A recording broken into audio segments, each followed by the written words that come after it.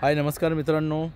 आत्ताच परवा गणेश जयंतीचा कार्यक्रम पार पडला आणि कोपरखैरणेमध्ये गणेश जयंतीचे खूप ठिकाणी मोठ्या प्रमाणात कार्यक्रम होत असतात मागे गणेश जयंतीचे, आणि मोठ्या प्रमाणात अन्नदान होत असतं अनेक ठिकाणी.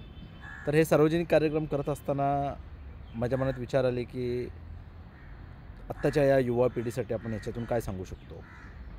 तर आपण बघतो की आजची युवा पिढी एक स्वतःचं जे वैयक्तिक आयुष्य आहे त्याच्यामध्येच गुरफटत चाललेली आहे.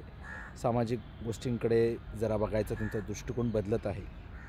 पण जर तुम्ही हळूहळू ज्याचा अभ्यास कराल तर तुम्हाला समजेल की एक समाजाने एकत्र येणं म्हणजे अनेक लोकांनी एकत्र येऊन जेव्हा एखादी गोष्ट एखादं कार्य केलं जातं तेव्हा त्याच्यातून जी पॉझिटिव्ह एनर्जी तयार होत असते, जी एन्व्हायरमेंट तयार होत असतं, वातावरण तयार होत असतं, त्याच्यातून आपल्या बॉडीमध्ये एक नवीन व्हायब्रेशन्स क्रिएट होत असतात. आपल्या मेंदूमध्ये एक वेगळे तरंग तयार होत असतात. एक फ्रिक्वेन्सीज अशा क्रिएट होत असतात की त्याच्यामुळे आपला एक कॉन्फिडन्स वाढतो. आपली एक विचार करायची जी क्षमता असते ती वाढते.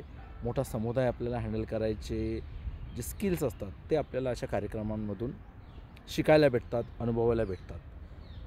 तर तुम्ही तुमचं शिक्षण घेत असताना, तुमचे स्वतःचा वैयक्तिक उत्कर्ष साधत असताना सार्वजनिक गोष्टींमध्ये आवर्जून भाग घ्या.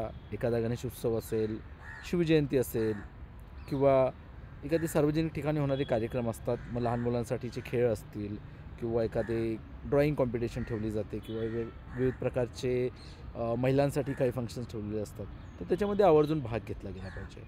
जर तुम्ही बघाल की उच्चभ्रू सोसायटीमधले जे लोकं असतात ते आपण बोलतो की यार ते कुठे अशा गोष्टींमध्ये भाग घेतात. तर ते अशा गोष्टींसाठी त्यांचे स्वतःचे क्लब्स असतात.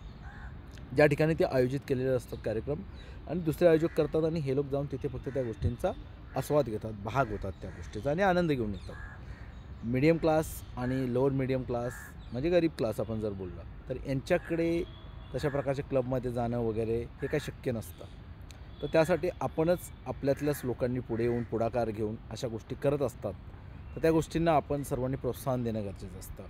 जर आपण प्रोत्साहन दिलं, आपण त्याचा सहभाग, जर आपल्याला काम करता येत नसेल तर मग आर्थिक मदत किंवा काही आपली शारीरिक मदत करून किंवा त्यांचं मनोबल वाढवून तुम्ही अशा गोष्टींना प्रोत्साहन दिलं पाहिजे. त्याच्यातून तुमच्या मुलांमधलेही स्किल्स डेव्हलप होत असतात. तर असे हे सार्वजनिक कार्यक्रम किंवा ग्रुप ॲक्टिव्हिटीज ह्या खूप महत्त्वाच्या असतात.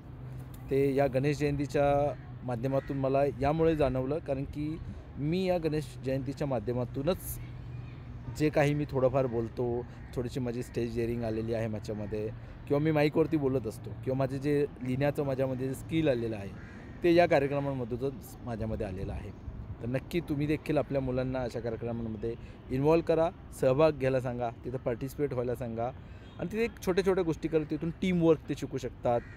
कशाप्रकारे तिथे कार्यक्रम पार पडताना संकटे येतात किंवा काही चॅलेंजेस येतात, मग त्याच्यामध्ये कशाप्रकारे ती एकमेकांचं सहकार्य घेऊन दुसऱ्यांना आपण मदतीसाठी कसा अप्रोच करतो आणि कशाप्रकारे टीमवर्क अशा ठिकाणी घडतं, हे आपल्या मुलांना इथून शिकायला भेटतं.